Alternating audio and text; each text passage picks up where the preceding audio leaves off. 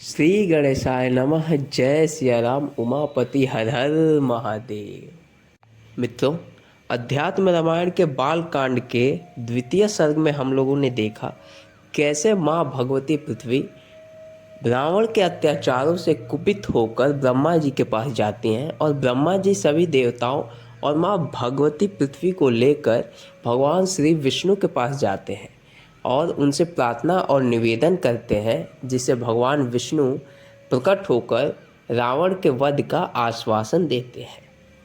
आज के तृतीय सर्ग को हम देखेंगे, जिसका नाम है भगवान का जन्म और बाल लीला। भगवान श्री राम ने कौन कौन सी बाल लीलाएं की हैं, उनका जन्म कैसे हुआ था, आज के अध्याय में हम देखेंगे। श्री महादेव उवाच। श्री महादेव जी बोले, एक समय सर्वलोक प्रसिद्ध सत्यपरायण श्रीमान अयोध्याधिपति वीरवर महाराज दशरथ संतान न होने से दुखी अपने कुल के आचार्य गुरुवर वशिष्ठ जी की वंदना करके इस प्रकार बोले, हे स्वामी, सर्वलक्षण संपन्न पुत्र मुझे किस प्रकार प्राप्त हो सकते हैं। बिना पुत्र के यह संपूर्ण राज्य मुझे दुखदायी ही प्रतीत होता है। तब राजा दशरथ से वशिष्ठ जी बोले, लोकपालों के सहज सर्वशक्ति संपन्न आपके यहाँ 4 पुत्र उत्पन्न होंगे। आपको शांता के पति तपोधन ऋषभंग को बुलाकर हम लोगों के सहित पुत्रेष्टि यज्ञ का अनुष्ठान करना चाहिए। वशिष्ठ जी के कथनानुसार राजा दशरथ ऋषभंग ऋषि को बुलाकर मंत्रियों सहित पवित्र होकर निष्पाप मुनिजनों की सहायता से पुत्रेष्टि यज्ञ प्रारंभ किया। यज्ञ अनुष्ठान के समय भक्तिपूर्वक अग्नि में हवन करने पर लाल कांचन की प्रभा वाले हव्य वाहन भगवान अग्नि एक स्वर्ण पात्र में पायस लेकर प्रकट हुए और बोले, हे राजन, देव निर्मित यह दिव्य पायस लो। इसके द्वारा निसंदेह साक्षात परमात्मा को पुत्र रूप में प्राप्त करोगे। इस प्रकार कहकर राजा को पायस देकर अग्निदेव अंतर ध्यान हो गए। तत्पश्चात राजा ने सफल मनोरथ होकर मुनिश्रेष्ठ वशिष्ठ और ऋषिश्रवंग की चरण वंदना की और उनकी आज्ञा से सावधानी पूर्वक कौशल्या और कैकई को आधा आधा पायस दे दिया। पुत्र प्रदायक चरु को लेने की इच्छा से सुमित्रा जी उस स्थल पर आई। इस पर प्रसन्नता पूर्वक कौशल्या जी अपने भाग में से आधा पायस सुमित्रा को दे दिया। कैकई ने भी प्रीतिपूर्वक अपने भाग का आधा पायस सुमित्रा जी को दे दिया। उस दिव्य पायस को खाकर सभी स्त्रियां गर्भवती हुईं। तीनों रानियां राजभवन में अपनी तेज से देवताओं के समान सुशोभित हुईं। गर्भ से 10वें महीने में कौशल्या ने अद्भुत पुत्र को उत्पन्न किया। मधुमास चैत्र शुक्ल पक्ष 9वीं तिथि कर्क लग्न में पुनर्वसु नक्षत्र में जिस समय 5 ग्रह उच्च राशि पर स्थित थे, सूर्य मेष राशि पर विद्यमान थे, उस समय परमात्मा सनातन जगन्नाथ का आविर्भाव हुआ। उस समय आकाश दिव्य पुष्पों की वर्षा से पूर्ण हो गया। जो नील कमल दल के समान श्याम वर्ण पीतांबर धारण किए हुए 4 भुजाओं से युक्त अरुण कमल के समान सुशोभित नेत्र और कानों में कांतिमान कुंडल से सुशोभित हैं, जिनका सहस्त्रों हजारों सूर्यों के समान प्रकाशमान कुंडल धारण किए हुए, जो कुंचित घुघराली अलकों से युक्त शंख चक्र गदा पद्म एवं वनमाला धारण किए हुए थे। हृदयस्थ अनुग्रह रूपी चंद्रमा की सूचना देने वाली जिनके मुखमंडल पर मधु मुस्कान रूपी चंद्रिका छिटक रही थी, जिनके करुणा रस से परिपूर्ण नयन कमल दल के समान विशाल हैं, तथा जो श्रीवत्स हार केयूर नूपुर आदि अलंकारों से सुशोभित है। कौशल्या ने पुत्र रूप से प्रकट हुए उन परमात्मा को देखकर विस्मय से व्याकुल होकर नेत्रों में आनंदश्रुपूर्ण हाथ जोड़कर नमस्कार कर कहा।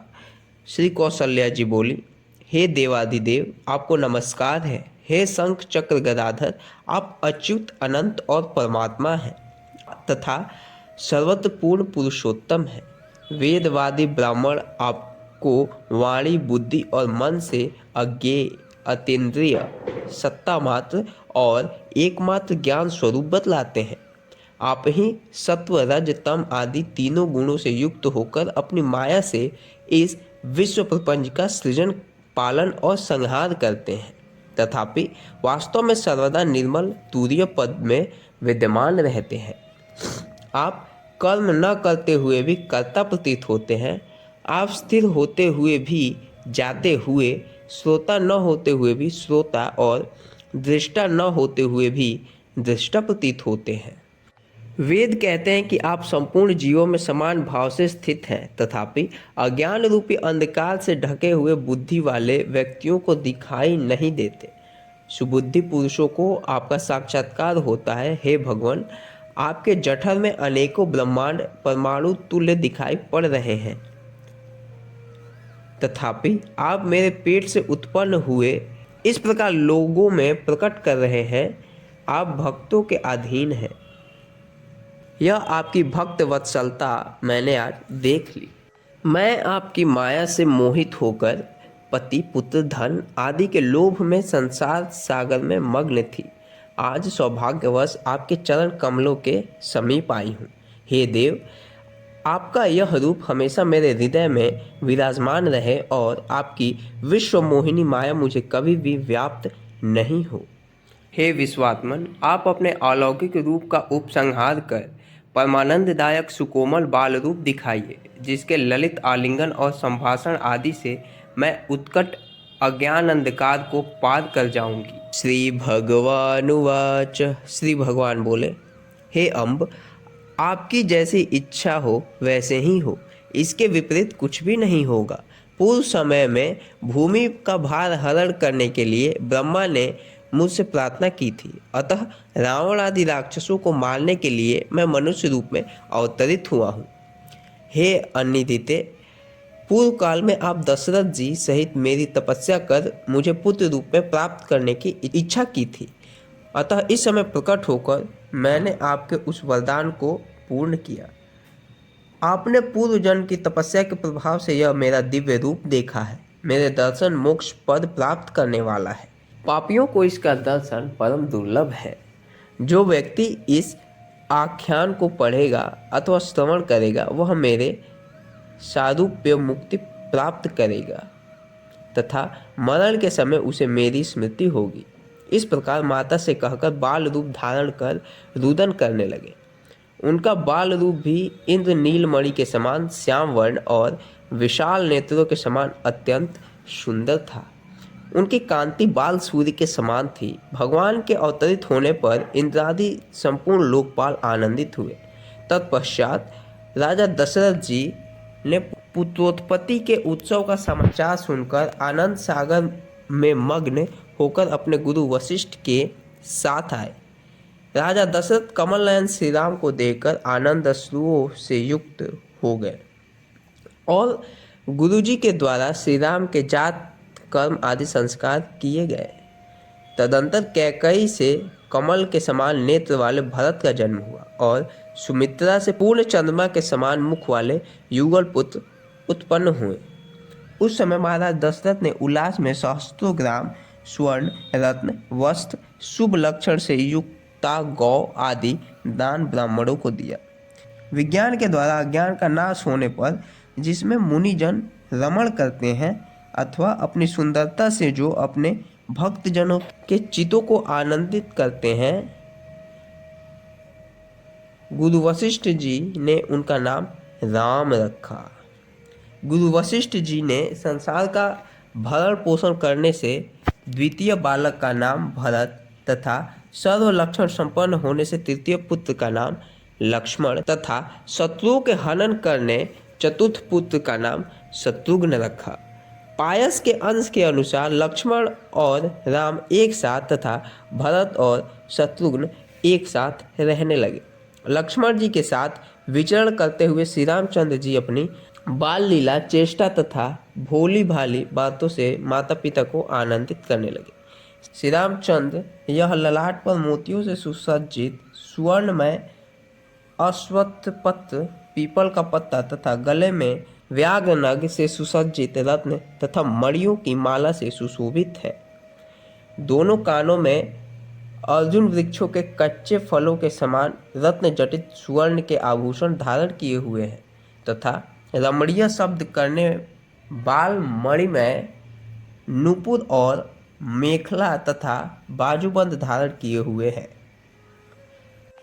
इंद्रनील मणि तुल्य कांति काले अल्प दांतों से युक्त मधुर मुस्कान युक्त मुख वाले आंगन में बछड़े के पीछे पीछे घुटनों के बल बाल गति से श्री रामचंद्र को चलते हुए देखकर महाराज दशरथ और रानी कौशल्या अति आनंदित होते थे। भोजन करते समय राजा दशरथ अति हर्ष और प्रेम पूर्वक हे राम यहाँ आओ ऐसा कहकर बारंबार बुलाते थे। खेल में लीन रहने के कारण श्री रामचंद्र जी के न आने पर कौशल्या द्वारा पकड़ कर लाने को कहते थे, परंतु जो योगी जनों के चित्त के आश्रय भूत हैं ऐसे पुत्र को कौशल्या जी हंसकर दौड़ते हुई नहीं पकड़ पाती, किंतु हाथ में कीचड़ लगाए हुए स्वयं ही आ जाते और एकाध ग्रास खाकर फिर भाग जाते। माता कौशल्या श्री राम को उत्तम प्रकार से वस्त्र अलंकारों से सुसज्जित कर प्रतिमास अनेक प्रकार के मिष्ठान बनाकर उत्सव मनाती थी। वर्षगांठ के दिन पुआ, लड्डू, जलेबी और कचौड़ी आदि विविध व्यंजन बनाकर उत्सव मनाती थी। श्री राम जी की बाल क्रीड़ा की चपलता के कारण माता कौशल्या संपूर्ण गृह कार्य का भी स्मरण नहीं रहता था। एक समय श्री रघुनाथ जी माता के समीप गए और माता के पास जाकर बोले, हे माता मुझे भोजन दो। किंतु गृह कार्य में व्यस्त रहने के कारण माता ने श्री राम की बात नहीं सुनी। इस पर क्रोधित होकर उन्होंने डंडे से छींकों को फोड़ डाला तथा उन पर रखे हुए दूध और माखन गिराकर लक्ष्मण, भरत तथा शत्रुघ्न को दे दिए। रसोईदार के कहने पर माता कौशल्या हंसती हुई पकड़ने के लिए दौड़ी। माता को आती देखकर सभी लड़के भाग गए। उनके पीछे माता कौशल्या दौड़ती हुई पग पग पर गिर जाती थी। श्री राम जी का हाथ पकड़कर माता कौशल्या कुछ भी नहीं बोली। उस समय बालक की तरह भगवान धीरे धीरे रुदन करने लगे। उन सभी को माता ने बड़े प्रेम से हृदय से लगाकर आलिंगन कर प्यार किया। इस प्रकार जगत को आनंद देने वाले आनंद कंद भगवान श्री राम मायामय बालक का रूप धारण कर दंपति को आनंदित करने लगे।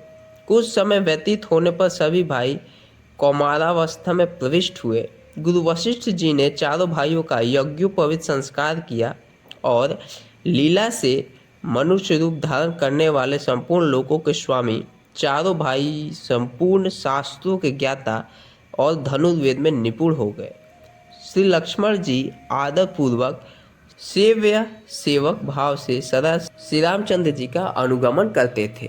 इस प्रकार शत्रुघ्न सेव्य सेवक भाव से भरत जी की सेवा करते थे। श्री रामचंद्र जी प्रतिदिन लक्ष्मण जी के साथ धनुष, बाण और तरकस धारण कर घोड़े पर सवार होकर शिकार खेलने के लिए जंगल जाते और मृग आदि पशुओं का हनन कर उनको अपने पिता से निवेदन करते थे।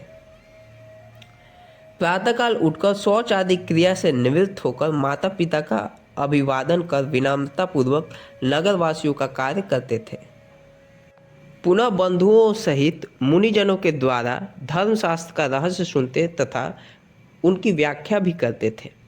इस प्रकार अविकार, अविनाशी, परिणामहीन परमात्मा मनुष्य का रूप धारण कर मनुष्य के समान शास्त्रानुसार आचरण करते थे, परंतु वास्तविक विचार किया जाए तो वह कुछ कार्य नहीं करते थे। मित्रों, ये जो शिकार खेलने और मृग आदि का वध करने का जो प्रसंग है वो मृग नहीं थे, वो श्राप के कारण मृग हुए थे और उन्हें ऐसा ही श्राप मिला था कि भगवान श्री राम आपको मृत्यु दंड देकर मुक्त करेंगे। इति श्रीमद् अध्यात्म रामायणे उमा महेश्वर संवादे बालकांडे तृतीय सर्गः। तो देखा आपने कि भगवान श्री राम अपने बाल रूप में कितनी अद्भुत लीलाएं करते थे। आगे की प्रस्तुति में हम लोग चतुर्थ स्कंद देखेंगे, जो है विश्वामित्र जी का आगमन, श्री राम और लक्ष्मण जी का उनके साथ गमन और ताड़का का वध करना। तो मित्रों बस आशा करता हूँ कि यह प्रस्तुति आपको अच्छी लगी होगी। हम आपसे मिलेंगे एक और नए प्रस्तुति के साथ। तब तक के लिए राधे कृष्ण, जय सिया राम, उमापति हर हर महादेव, श्री गणेशाय नमः।